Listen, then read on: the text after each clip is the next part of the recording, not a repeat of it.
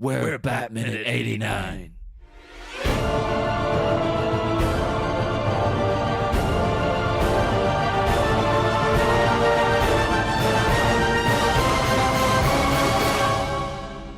Greetings, citizens of Gotham, and welcome to Batminute 89, the show that analyzes and investigates Tim Burton's Batman 1 minute at a time, 3 days a week. I am one of your hosts, John Parker.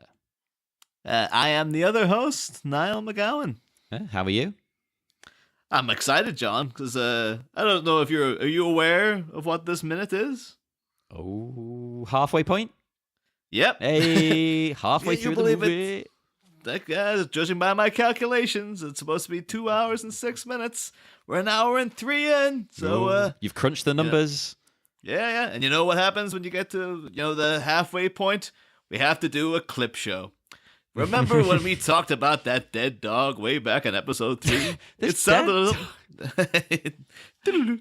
Jesus Christ.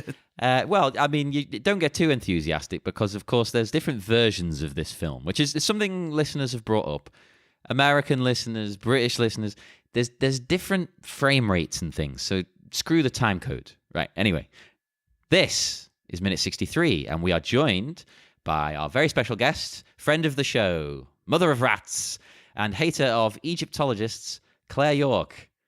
I don't hate Egyptologists. That sounds really bad. I'm Egyptologists listening. You guys are great. We're just better. I just like to put people on the spot. Yes. Hello, welcome back on this lovely Friday. Thank you. Thank you for having me. Can you believe it's Friday? Don't tell them it's not Friday. I love Friday. Still nuts. Definitely not nearly 10:30 on a Tuesday night. But yes, welcome once again, everybody. Minute 63, as I said. The minute starts with horrific death art being mentioned, and it ends with a horrific monster entering the scene, and everybody being quite freaked out.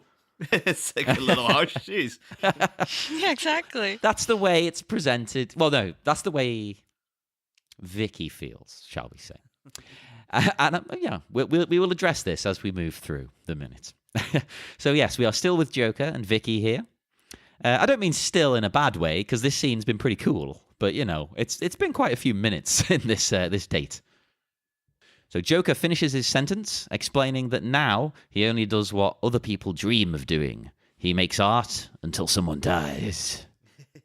And yeah, as we said last minute, he does the little see, which would seem to indicate that he's talking about all the dead people that we're assuming now are dead, lying around the museum and not unconscious. Yeah. But although to be fair, he didn't make they were dead before he started making the art. So I don't know if he's got his maths wrong there, but I think he considers them part of the art. Like they're not just people to get out the way. They're part of his piece, his work. That means then all the trashing of the paintings was, he made art until somebody died, and then he continued to make art afterwards, to get the rest of his whole scheme underway. But well, that's a bit of a mouthful, though. Yeah, Jesus Christ, it's got to be to the point. It's a catchy slogan. I'll give him that. He's maybe took care of the curator. That's what actually happened behind the scenes. The curator was killed just before he stopped. Yeah, it could be. Although, as you touched on, Niall, I mean, I instantly didn't like the way he phrased it, because it sounded to me like, as soon as somebody dies, he'll stop. So, well, no more Joker. See it. One guy. Yeah. It's like, I just took it too damn far. Although I didn't mean to kill anyone. Sorry, guys. Yeah, I was just having fun. The poor guy. Now I feel sorry for him. But he does recover from that, though, amazingly, with his next line, I think. Because he says, I am the world's first fully functioning homicidal artist. Yeah. Now that's cool. That saves the day. I wonder if he's went through the semantics of that as well. Because he's like, technically, there have been other homicidal artists, but none of them have been fully functional. Like, it's like, well, I mean, Charles Manson was a musician, and I guess that means he's an artist, but he wasn't fully functioning, and he wasn't successful either. He was a terrible musician who couldn't get a deal. So, well, yeah, I hadn't thought about that. When he said artist, I assumed in a sort of painting sense or sculpture, something like that. But yeah, musician maybe. That's not to say that all musicians who don't get like record deals and stuff aren't musicians. That seems like I was making a very broad statement there. Yeah, especially in this day and age. This day and age, who needs a damn record deal? They're not going to do anything for you anyway. They're not going to give you any money. But I do love his little kissy motion, like a very proud sort of like it's really, this is really peacocking. What he's doing here is really showing, just letting her drink it all in. Just like, announcing his title and then a real like. I'm not too sure. Is he blowing her a kiss or is he just sort of going like a real? What was the purpose of this beyond just been like, aren't I great? It's a good question because that was my note as well. Is this him attempting to blow a kiss? So can he blow a kiss with those lips? Yeah, well, maybe that's the closest he can get. But it is noticeable as well. We didn't mention because like last minute he did move from one seat to a closer seat to her, which is obviously creating a bit more intimacy. And it's conveniently placing that guy the extra behind Vicky, who had his face down in the spaghetti the whole time, out of shot now. So I guess they don't have to worry about that anymore. But I wondered if they sort of just thought, we can't have him sitting opposite her in exactly the same place for like too many minutes. So we need to go, and he's got a bit tired and he's moved to the other seat, change your scenery. Do. Yeah. Well, it's definitely good to mix it up because something you said, Claire, actually off mic made me think of something. Because it is a very static scene. It is just, here's Vicky, here's Joker. Here's Vicky, here's Joker. Back and forth, back and forth, back and forth. And it made me think of, it's the way George Lucas shoots the Star Wars prequels. He's got camera A, he's got camera B. That's it. That's it. All dialogue is done like, you see this person, and then you see this person. Like there's the camera doesn't do it. I mean, obviously in the space battles, he does stupid over the top stuff with the fake camera. But when it's actual actors on the dodgy CGI sets, no, it's just very static. A, B, back and forth, back and forth. But, I mean, this was a different time. We'll let them off in this, maybe. I feel like it's kind of creating intimacy, so...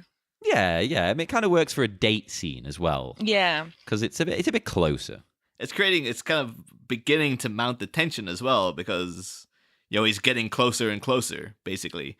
And, and next week we'll talk about, like, this sort of comes to a climax when he's leaning right into her at one point. So it is just almost kind of like a visual representation of, like, the Jaws theme, of having the kind of, like,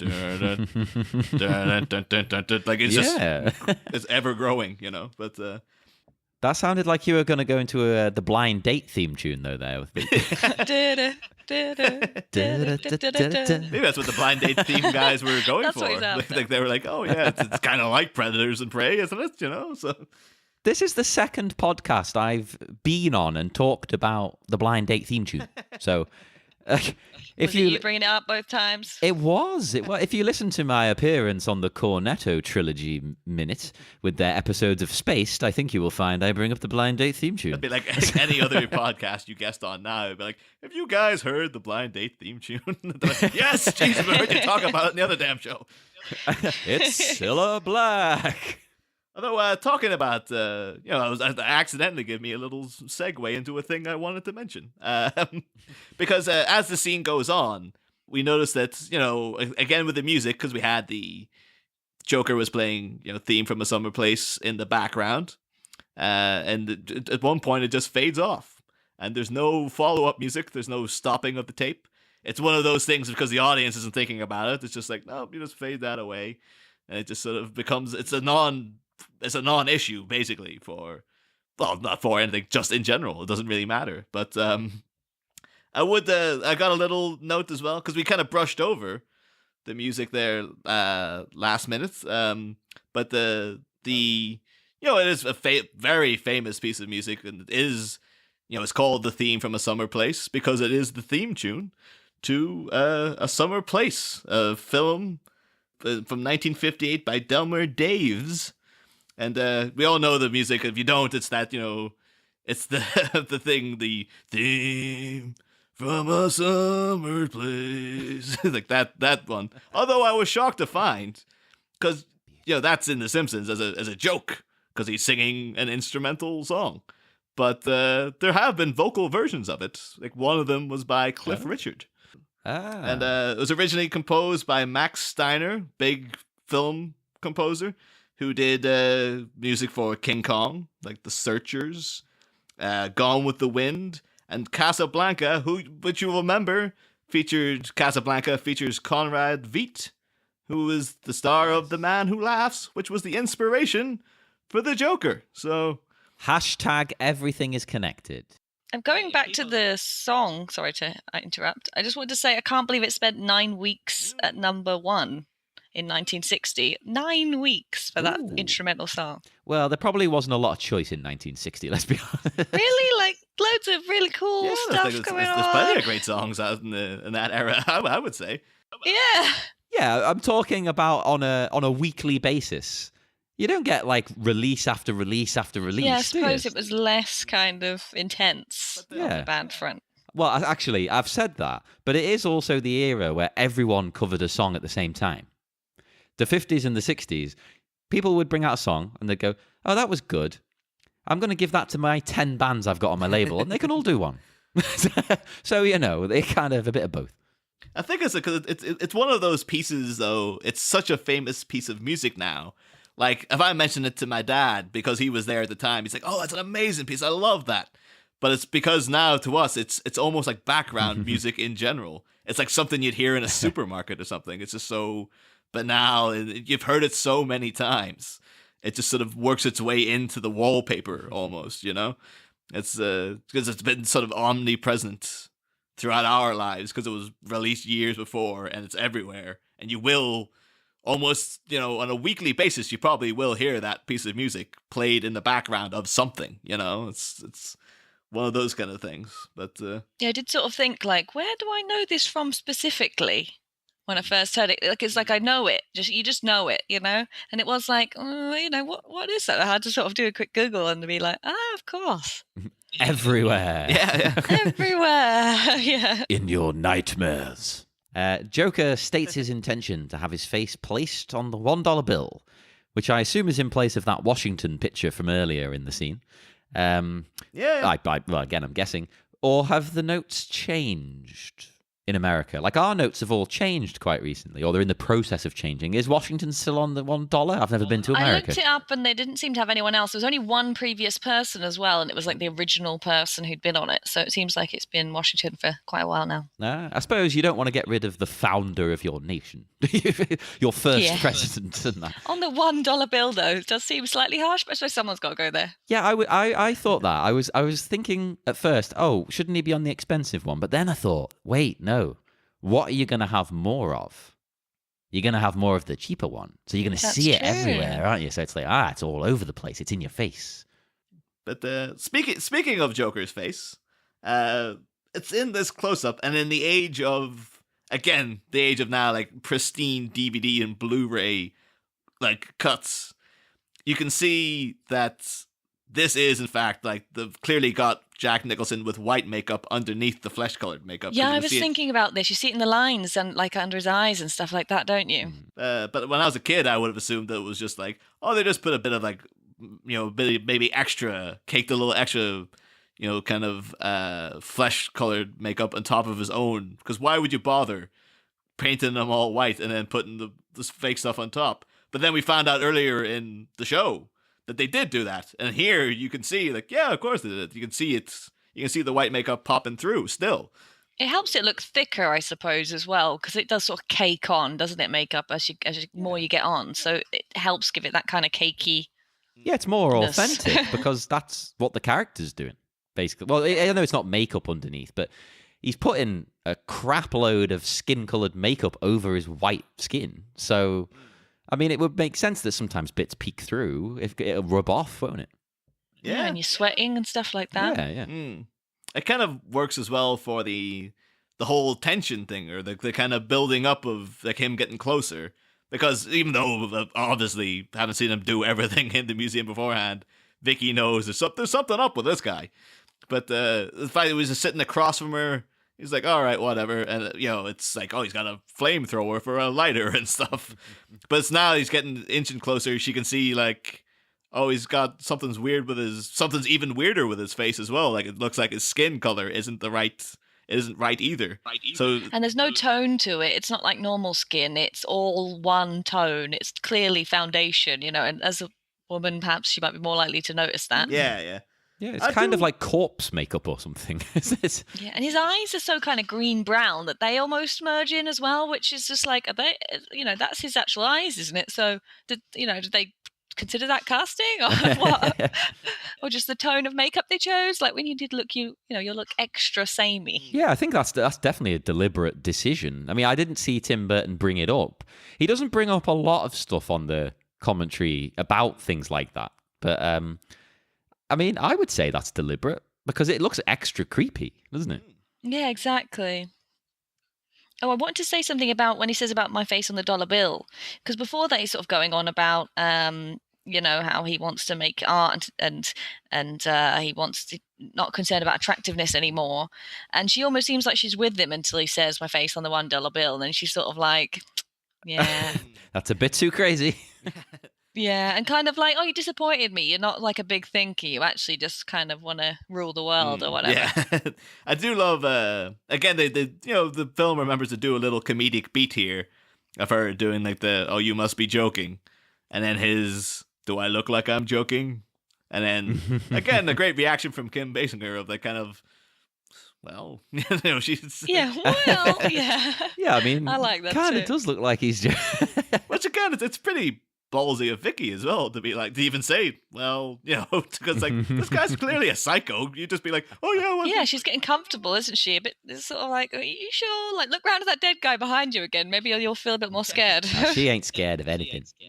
Now, this is a memorable sort of classic moment to me. This little, I was going to say like back and forth dialogue, but she doesn't really say much. It's more the, do I look like I'm joking? Well, and then his reaction to that, though, because he can't move half of his face, obviously. Yeah. But you can see the change in his demeanor, like within a split second. Like Jack, he knows what he's doing as an actor. He's giving it his all here. Yeah. I think that what's your interpretation? Do you think the Joker is a character? Like he knows, like I know I got the big grin, but I can freak her out by being like, "Do I look like I'm joking?" Or is he genuinely like serious? Like, "Do I look like I'm joking about this?" Or what's his actual intention here? He knows. He's aware of how he looks, isn't he? Yeah. He plays on it half the time.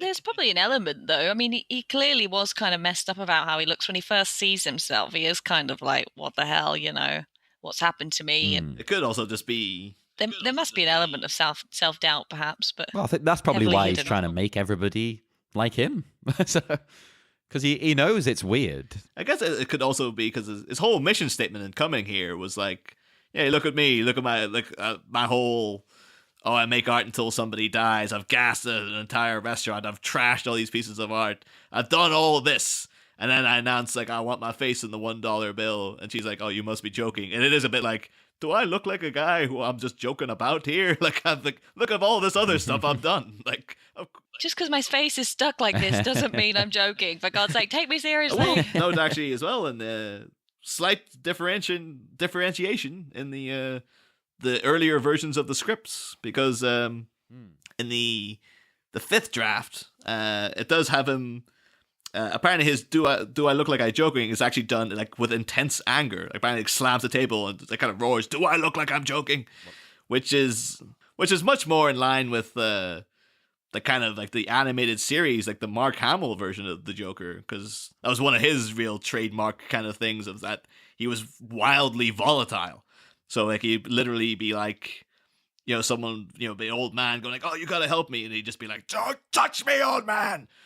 I don't know where you've been." Like it'd go really swing from like really, really violently angry into like back to goofy Joker, back to angry, and like, So he was kind of doing a Pixies thing of quiet and loud. Kinda, Quiet yeah, and loud. yeah. And it seems like that's, I'm sure like Mark Hamill, he's probably, they lifted that from the Joker in the comics, and it seems like that part of the script would have been going for that vibe. But I guess Jack's version's a bit more. No, he's a bit more sardonic and cool and sort of. There's also the kind of art collector Joker, though, isn't there, in the comics? And so I think he's going more down that kind of route, kind of more suave. But he still is kind of back and forth, but yeah, less dramatically so within a sentence. Yeah. Well, it established him earlier as somebody who was already kind of like that anyway, which is weird because you don't really see him be like that before he changes that much. He seems just like a normal gangster with some snazzy clothes. But yeah, it says specifically in his file that he's got these tendencies. Yeah, that's right. Yeah, the violent mood swings. And we did see him, when Eckhart insults him, he shoves him up against the wall and stuff. They do have that groundwork laid. Yeah, that's true. And then they have, they've just, whatever Jack's, what he was thinking on set, or maybe even in a final draft, they just sort of decided, no, let's play this moment a little cooler, like a little more creepy, and also comedic, because then you get the fault. You can't really, if he yells at her, you can't really get that Vicky doing the comedic. Well, afterwards, it kind of has to be him a bit calmer, But and then of course in the, did you check the original draft, John? Because I know that's one of your go-to things. Or I did. I've got something I was going to say at the end. I suppose I could bring it up now. Stop me if you think it should go elsewhere. Because the original draft does have a section around here that I find quite clumsy, I thought. Because Joker has to force Vicky to throw water in his face, which happens here in the original draft. And spoiler alert, you're going to get some water in the face in an upcoming scene. Well, sorry, upcoming minute. But it's here in the original draft. He has to force her to throw it in his face to reveal the skin color is makeup. And then he literally spends about 5 million hours explaining the whole process to her. That, yes, well, I put this over my new white skin. And it's like, too much information. It's a waste of time. I can see instantly why they were like, nope. It's clunky as well, because, well, one thing, it's in that, because he puts the water down in front of her, and then he shouts, "You little twit, I can't take you anywhere," just starts insulting her. It's to kind of goad her into doing it. And then it's the whole business is like, he's like, oh, it's because she says, "I want to see behind the makeup." And he's like, oh, you don't understand that this is makeup. And then it's kind of like, why was he wearing it in the first place then? If all he wanted to do was to have her splash it off? Or like the fact that she doesn't know that it's makeup is like an issue for him. Why did he come in the makeup in the first place? I don't know. And then why has he got to explain the whole thing in great detail, laying it all out? So I guess it's a noble change of them to go, that's silly. Let's just have her do it organically, and then we can do a big reveal of him, which we'll talk about next week, obviously. But, that is the point of a draft, though. I mean, I could understand someone working on a piece of art, like a movie or something. I could understand them not wanting anyone to see the drafts, because you throw everything in there. It could be, you might think this is a piece of crap, and you whittle it down. You make what you want to make the final, piece. So I'd feel weird as a filmmaker if people were reading my drafts. I think it's a bit odd. It's a bit like an artist going, well, I've started this painting. Here you go. Have a little look at it. And then I'll update you as I go through the process. It's not right, is it? It doesn't feel right. But screw it, I'm going to keep reading these drafts. I suppose as long as I think you made the right choices, then maybe you don't mind. Well, yeah, I suppose. If the studio butcher your script, then maybe. Not that they did in this movie. They're great.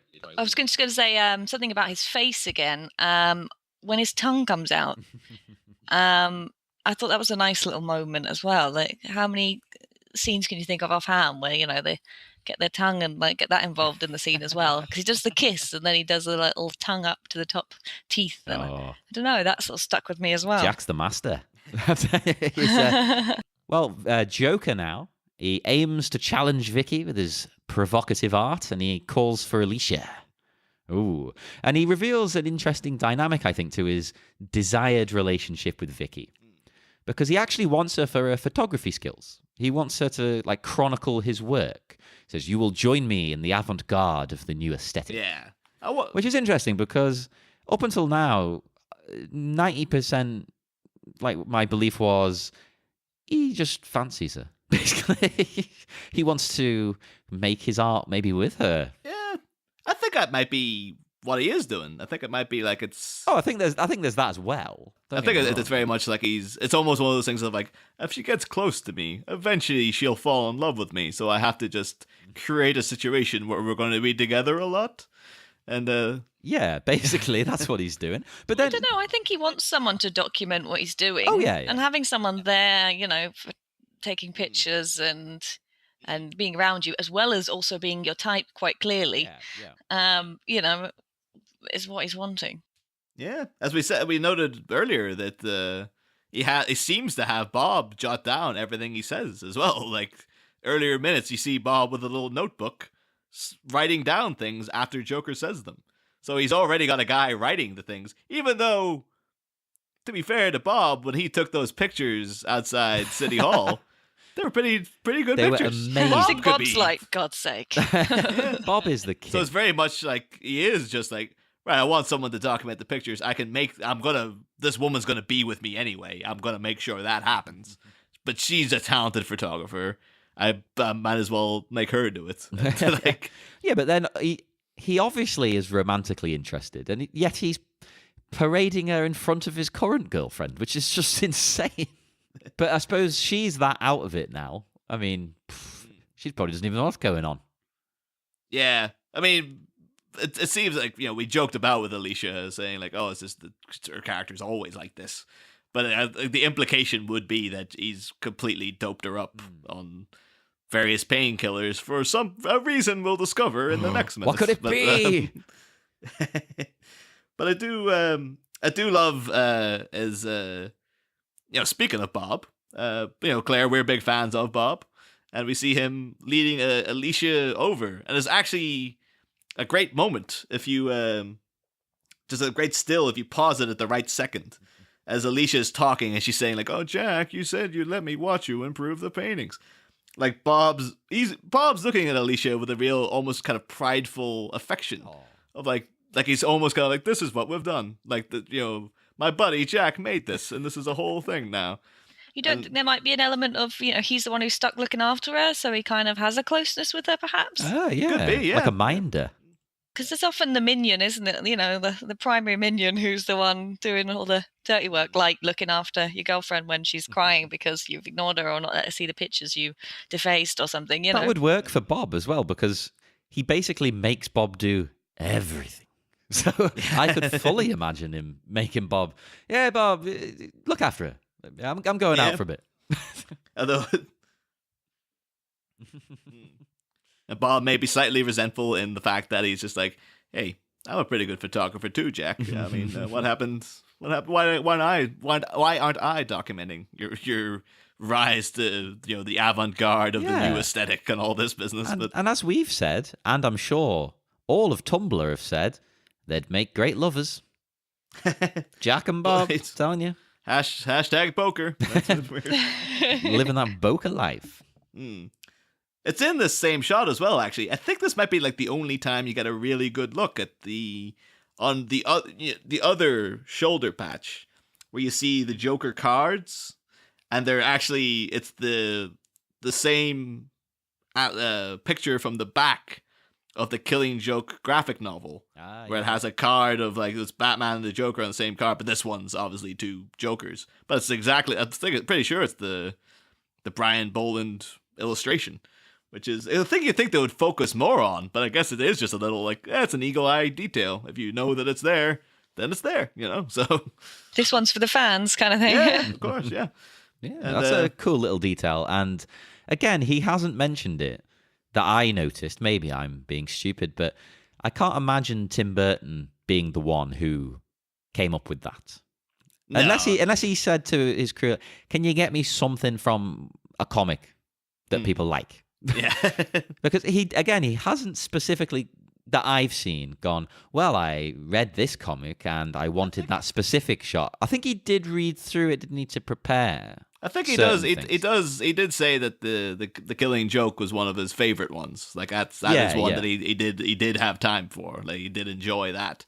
So but he didn't specifically pick that. Well, he didn't say, "I wanted this to be on the jacket because it's my favorite one," or I'm assuming he either did or I think it would probably be like the rest of the crew, the people doing the costumes or something like that. Yeah, design or costumes or something. Yeah, you're bound to, like, one of these people was bound to be like a hardcore Batman comic fan who's like, I want to put a thing in from the comics, you know, like maybe I can slip it in under the radar, like that kind of thing. So it could be Tim Burton saw it and was like, it looks kind of familiar. Oh well, Yeah. just went on about his day. But again, Nice job. he said so little about it. For all we know, he could be sat listening to this podcast going, hey, that was my idea. Goddamn. Why didn't you say so in the commentary, Tim? You could have pointed it out yourself. But He probably did, and I'm forgetting. But no, I don't recall him saying. But as we said, actually, Alicia brought in with the goddamn horrible death mask, and she's annoyed that she didn't get to watch Jack and Co. at work. But Vicky, quite rightly, wants to know what the deal with the mask is, as any sane human being would. what's the deal with the mask? All right, Jerry. Jesus Christ. I forgot I had a certain Seinfeld on the show. But before that, though, I will say one of my most quoted lines, and I think I've even used it on the Bat-Minute Listener Society when we messed up, where, like, when he was like, oh, you said you'd let me watch you improve the paintings, and the Joker is like, ooh, I'm in trouble now. Like, right? Yeah, it was sort of like, trouble with the missus kind of situation. Yeah. Wasn't it? The ways of it, like, uh-oh. Where it's kind of like, yeah, he's joking about with it, kind of like, this is what this is, but at the same time, I can't imagine he's in even the slightest way intimidated by anything Alicia is going to do to him. So, no, and he sort of thinks of her as an object almost, doesn't he? The way he talks about her, she's just like a piece of his art rather than actually a person to him anymore. Well, he does specifically say, she's just a sketch, really. So it's Yeah, sketch. That was an interesting way of putting it. Because is he saying he's going to use these ideas on other people, possibly Vicky, but make them even better somehow? Or that's what I wondered as well. Like she was a draft or something. Or is he going to work on her more? Because it's a weird look, which we'll get into in upcoming minutes. Under the mask, it's a strange choice, I think, for the film. It's not what you're expecting. But anywho, that's kind of like us reaching the end of the action for the minutes here, isn't it? So yeah, you just get sitting down, don't you? And then it's that's it. So do you guys have any other notes you want to chuck in about this minute specifically? No, nothing for me. No. Well, Claire, actually, we normally ask our guests at some point in the week when it fits in what their history with the movie is. Like, are you a big fan of the film? Are you a big fan of Batman in general? Things like that? Yeah, actually, Batman was always my favourite as a child. Hey. He was my favourite of the superhero crowd. I don't know. I always like the sort of darker stuff. So the Tim Burton ones are appealing, of course, as well. Big fan from the time with his classic stuff. Yeah, just Batman. I like that he's a normal guy. Yes, he's a rich guy, which probably has helped him a lot. But he's still just a normal guy who's really messed up and's gone. I don't like what's going on, and I'm like those bats I didn't like. I'm going to turn that around. Well, especially this Batman as well, because we've talked about it before. But this Batman is even more focused on his mission. He doesn't do anything outside of being Batman. He's not like Christian Bale, where he's a playboy, whatnot, blah blah blah. This Batman, he's like, I have no time for anything. I do Batman stuff. Yeah, I quite like this Batman though. I kind of like he's a bit of a recluse almost, and that he's kind of awkward. And he, like we said, like you've said on a previous minute about him, almost like Batman is who he is. That's what he does. That's the real him and how he expresses himself, and that's why the rest of his house is still like it was probably when his parents were alive. Yeah. He hasn't decorated it even. I don't think that'll be all his parents and Alfred. Like I don't think he even knows what half that crap is. He's just except the armor. Just imagine dust everywhere. Yeah. Hey, Alfred, he's one man in a mansion. That's got to be a tough bloody job. That's the thing. You find out Alfred's only like 45 years old or something. It's a lot of work. Ben Alfred, let me tell you. Like, so did you see this as a kid then? Did you have like VHS of it, or was it a bit later on? Yeah, no, I remember watching it. I think I went to the cinema, at least to see the second one. If not the you got one first. up on us then. Jesus. Yeah.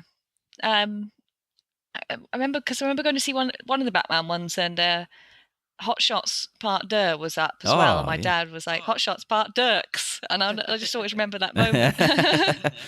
That's weird. I had the VHS of that back in the day, and I don't think I knew how to pronounce it either. I'm pretty sure I said like Dukes or something.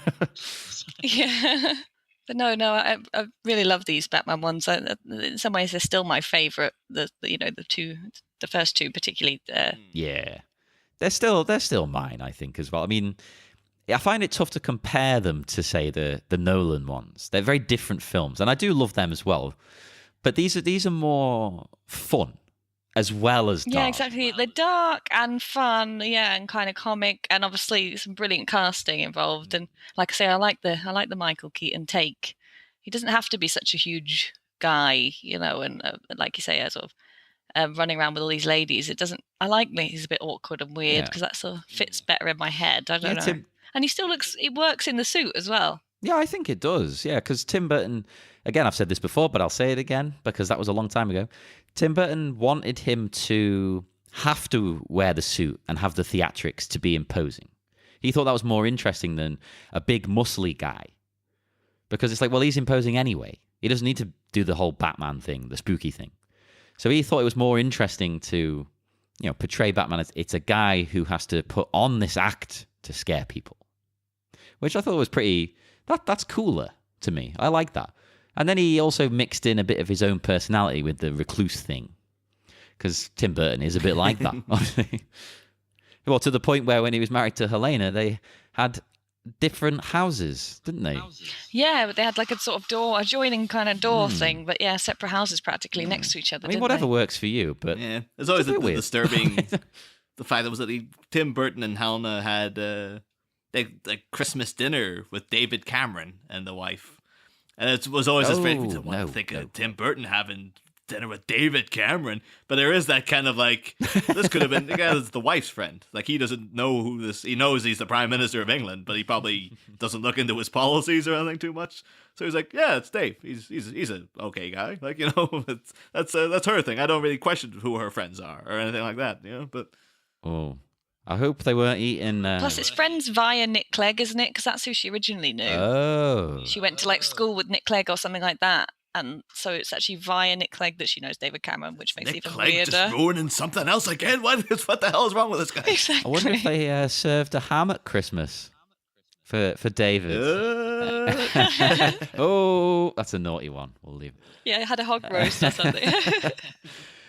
Right, before we head off into the dark night, I would just like to thank some of the people who have reviewed us so far. There's been a few. I will not use their real names. I'll use the names they've used for the reviews. So thank you to CD DeGuardia. I think everyone knows who that is. Time Dad. The 85 Bears Rule 76. Jesus. Lol G. And... I wonder who that could be. And people will probably guess that this is former guest of the show, Ratus Kittus. So, yes, thank you for all your reviews. And make sure, listeners, you review us on iTunes as well, because it helps us out greatly. And if you don't, I will come round to your house in the night and rough you up. I can't promise that will happen.